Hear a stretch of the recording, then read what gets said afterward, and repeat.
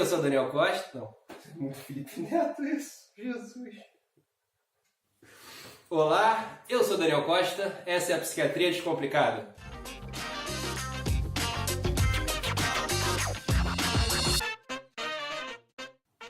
Então, gente, como vocês puderam reparar, estamos com um cenário novo. Eu saí da sala para a cozinha. Tem mais quadros aqui, o negócio fica um pouco mais bonito, na verdade. E através das sugestões ali no nosso grupo do Facebook, da Psiquiatria Descomplicada, hoje a gente vai falar sobre a relação médico-paciente.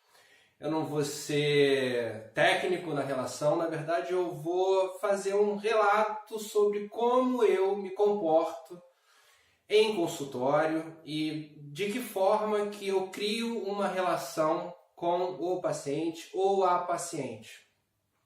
É claro que o senso comum vai falar sobre confiança, né? É óbvio que você tem que confiar no seu médico, é óbvio que o médico tem que confiar no paciente, mas como é que isso acontece? Como é que essa relação é construída?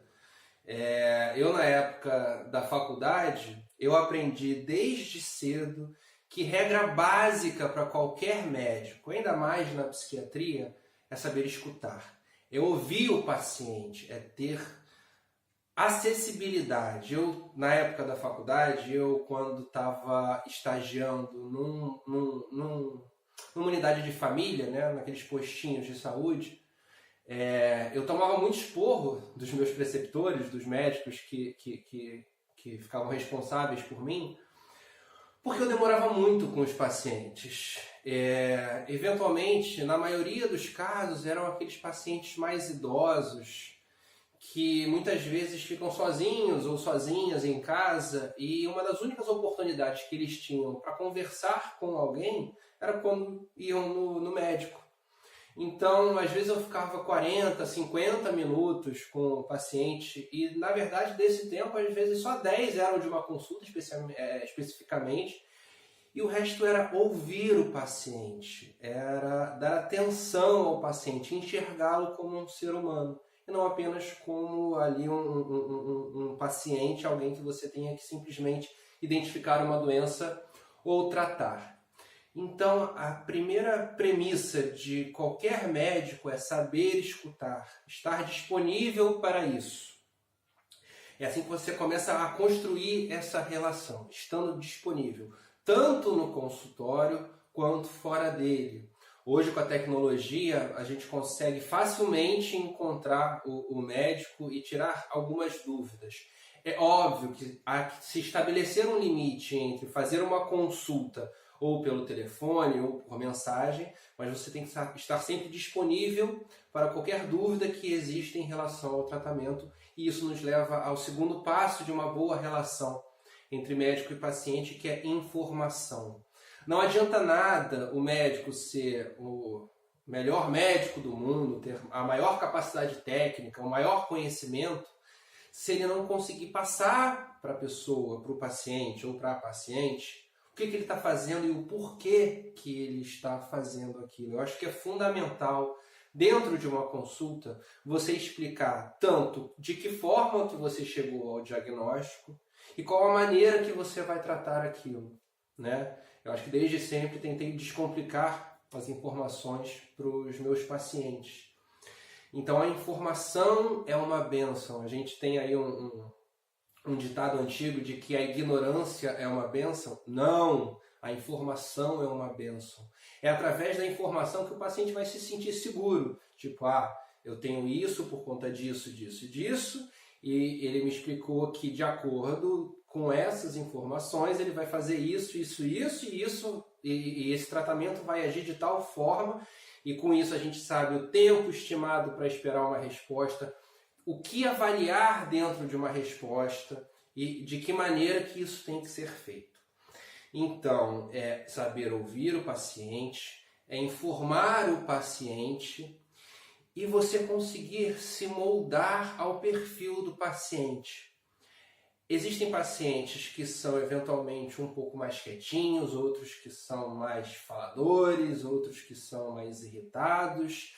Se você simplesmente tratá-los da mesma forma, você não vai conseguir quebrar aquela barreira. A gente não pode esquecer que o paciente, quando chega num consultório, ainda mais dentro da psiquiatria, ele está completamente vulnerável ali. Ele está completamente exposto. Ele vai abrir questões, ele vai expor sentimentos que muitas vezes ele sente vergonha, que ele não consegue falar. Então a gente pode nunca esquecer que ele está muito vulnerável. Então, qual é a melhor forma de atingir? É você identificar o perfil do paciente e tentar se adequar. A melhor forma de conseguir deixá-lo à vontade para que isso ocorra da melhor forma possível. Um exemplo que aconteceu em consultório, eu gosto de tratar muito vovozinhos e vovozinhas, né? Que o hospital que eu trabalhava no Rio de Janeiro é um hospital geral, então a maioria dos pacientes que estão internados são idosos. E em algum momento eu ia atendê-los pela psiquiatria e eles acabavam, depois da alta, indo para o consultório para seguir o tratamento. E veio uma vez uma vovozinha entrando no consultório de cadeira de rodas, logo depois da alta, cheia de medicações, de tudo que é tipo e especialidade. E aí ela sentou na minha frente e, tadinha, ela soltou um arroto. Na hora, ela ficou completamente envergonhada. Qual foi a minha maneira de conseguir quebrar aquele gelo? Eu arrotei também. Eu tenho essa capacidade, algumas pessoas têm essa capacidade de engolir o ar e colocar para fora. Na mesma hora que ela arrotou, ela ficou envergonhada. Ela, perdão, Daniel, perdão, desculpa. Eu falei, não seja por isso. Se é por conta disso, vamos então estar todos no mesmo nível. Fui e arrotei na frente dela também. Foi uma gargalhada geral, a gente conseguiu equalizar aquele momento e a consulta se seguiu. Então é muito importante a gente deixar o paciente à vontade, principalmente dentro de uma consulta psiquiátrica. É através disso que a confiança vai se estabelecendo. Não é porque ele tem as melhores indicações, que ele tem os melhores currículos, os melhores diplomas, que eventualmente vai funcionar para você. Há que bater a química, tem que bater a química, senão não tem jeito. Ainda mais dentro da psiquiatria, eu vou repetir, porque acabam surgindo sentimentos muito importantes que vão além da questão técnica. Então, para você conseguir ter uma percepção geral do cenário que está acontecendo com o paciente, você precisa deixá-lo completamente à vontade. Lá no tópico do Facebook, onde eu pedi as sugestões para esse vídeo, foi falado sobre a transferência e a contratransferência, que também é super importante dentro de uma relação médico-paciente. Esse termo, na verdade, ele surgiu lá no Freud, na psicanálise do Freud, lá no início do século passado. E o que é a transferência e a contratransferência, que acabou se difundindo para outras relações profissionais, inclusive professor e aluno. O que é a transferência primeiro? Quando você está ali num consultório, o paciente vai acabar expondo a vida dele. Então, muitas das vezes, o médico tem ali um perfil de que vai conseguir resolver aquele problema. Então, de alguma forma, inconsciente ou não, ele tem ali uma missão de um salvador. Muitas vezes isso acaba confundindo a cabeça e acaba gerando um estereótipo para o médico que é completamente abominável, que ele é um ser acima de tudo, o que não é. Mas a transferência ela é importante porque a partir do momento onde o paciente consegue enxergar o profissional como alguém que vai conseguir ajudá-lo, ele vai transferir algumas sensações e alguns sentimentos para ele.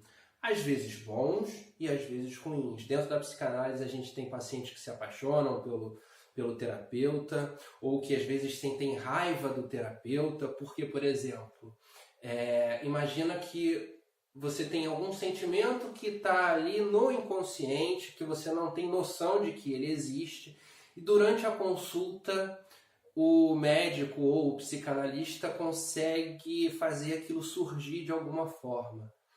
Então pode ser que algumas pessoas acabem atribuindo a culpa daquele sentimento ao médico ou ao psicanalista, porque foi ele que enalteceu aquilo. Então muitas vezes o paciente sai com raiva do médico ou do psicanalista por conta daquilo. E isso é importante também, porque isso cria um vínculo, cria uma relação. Essa é a transferência, quando o paciente transfere sentimentos e emoções para o profissional que o está atendendo. E a contratransferência é o processo inverso. Ela, na maioria das vezes, não é algo bom de se acontecer, cria a relação também, mas é importante que o médico saiba lidar com isso. Porque imagina, às vezes o paciente ele traz uma história que acaba levando o profissional, que também tem sentimentos e sensações, acaba pegando ali no calcanhar de Aquiles do profissional, porque ele também pode ter passado e passa por problemas. Então, às vezes, a história que o paciente traz bate de frente com aquilo que eventualmente o profissional está passando. Então, muitas vezes, o profissional pode acabar também sentindo raiva do paciente, porque vai fazê-lo reviver aquelas coisas. Só que quem tem a responsabilidade de controlar a história ali é o profissional. Então é ele que é importante que eventualmente faça uma terapia também para conseguir elaborar essas coisas todas, mas é a responsabilidade do profissional conseguir levar essa história de forma a não atingir e a não criar problemas no curso do tratamento do paciente. Então, de uma forma muito sucinta, claro que na internet, se você for ler, tem manuais de relação médico-paciente, e às vezes a gente faz muita teoria em alguma coisa que é muito simples. Você tem que enxergar o paciente como um ser humano e não apenas como um número, alguém que está ali na frente que você tem que simplesmente fazer um diagnóstico e tratar. Você tem que estar disponível para ele, se adequar ao perfil do paciente e deixá-lo de forma mais confortável possível para que ele consiga expor tudo aquilo que ele precisa para um bom segmento de um tratamento. Cabe ao paciente, quando ele se enxerga numa situação confortável, quando ele cria o vínculo, ter sempre na mente que um consultório de psiquiatria ele é mais seguro, ou deveria ser, que um confessionário de igreja, por exemplo. É ali no consultório onde a gente pode expor tudo, colocar tudo para fora, porque é um quebra-cabeça, né? O diagnóstico é um quebra-cabeça. Eventualmente, alguma informação que você não julga necessária pode ser o ponto-chave para fechar um diagnóstico. É claro que o médico vai perguntar, mas cabe também ao paciente, a partir do momento que ele sente-se seguro, dar todas as informações para o médico para que ele consiga traçar de uma forma mais segura e mais correta aquilo que deva ser feito. Então, a relação médico-paciente cabe muito mais ao médico do que propriamente ao paciente, porque o paciente está ali numa posição completamente vulnerável. Então, cabe sim ao médico conduzir essa relação e que isso seja feito de uma melhor forma possível. Bom, nesse vídeo a gente fica por aqui. Curta, compartilhe, se inscreva no canal.